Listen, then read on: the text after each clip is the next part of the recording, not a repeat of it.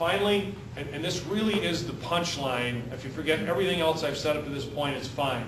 The punchline here is what makes Wisconsin competitive, really our only distinct advantage, outside of the weather, the abundance of fresh water, the great universities, and all the things that we have. Other states have those also. What we need to develop and what we need to have is a talent pipeline.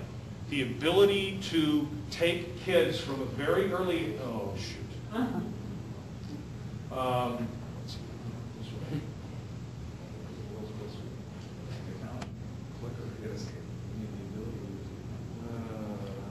Whatever it is 24%. Yeah. Hit the escape. Just go to next. Just hit next. Just hit next. If you just hit next, you'll be okay. Yeah, hold on. Oh yeah. There. Don't go anywhere. Don't go anywhere.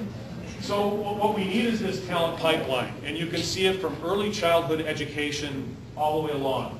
And this is a pipeline that not just connects people to jobs in our narrow view of the world, but it is a pipeline that connects people to the community, it connects them to the economy, and most importantly, it connects them to democracy, which cannot function without well-educated people.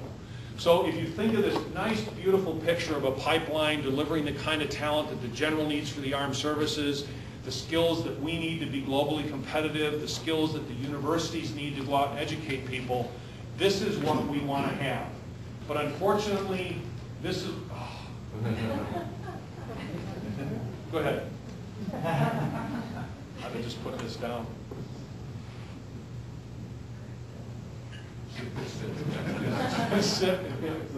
Next, great. Unfortunately, what we have are cracks. And the chief articulated these very well, so I'm not going to spend a lot of time on it. But we have cracks in that pipeline that drive unemployment, dropout, mismatched skills, and incarceration. In some cases, you could look at this and say we're leaking talent. If the chief were here, he'd say we're literally bleeding talent. And the most important patch to crack here, they're all important, is up front early on in the early childhood education. So I'm going to conclude here with your help and go to the next slide and talk a little bit about what happens. I'm going to spend a lot of time on this. What happens if we don't develop a patch kit? And these are statistics from MPS, and I don't want to pick on MPS. This is Milwaukee Public Schools. This is just a place to collect a statistic here, okay? And I stay out of the argument about graduation rates. This shows you the last 4 entering freshman classes and what happens to them 4 years later. And what it tells you is in the best year, we are getting half of our freshmen to enroll as seniors. Okay?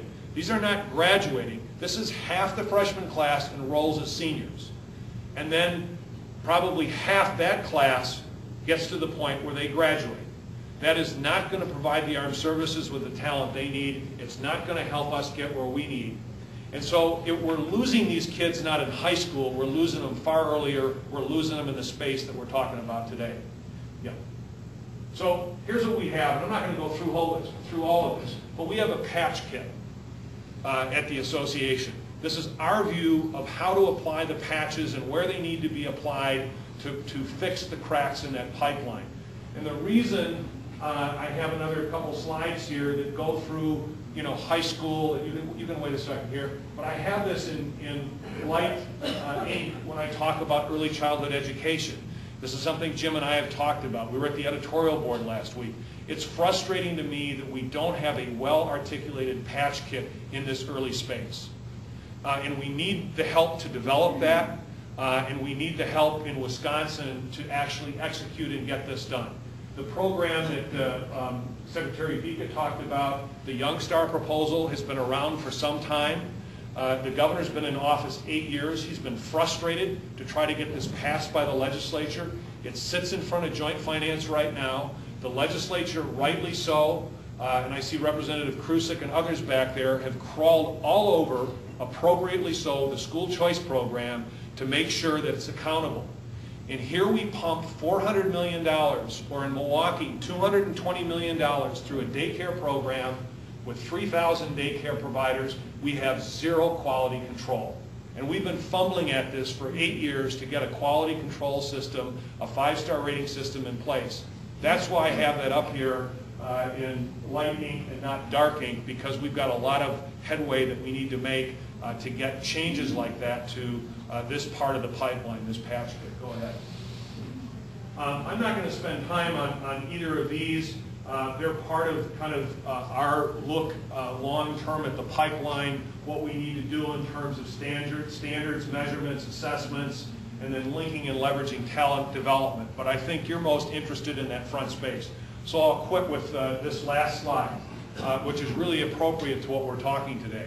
And it comes out of Edward Gibbon's The Rise and Fall of the Roman Empire. And what it says is, when what the Athenians wanted most was the freedom from responsibility, then Athens ceased to be free.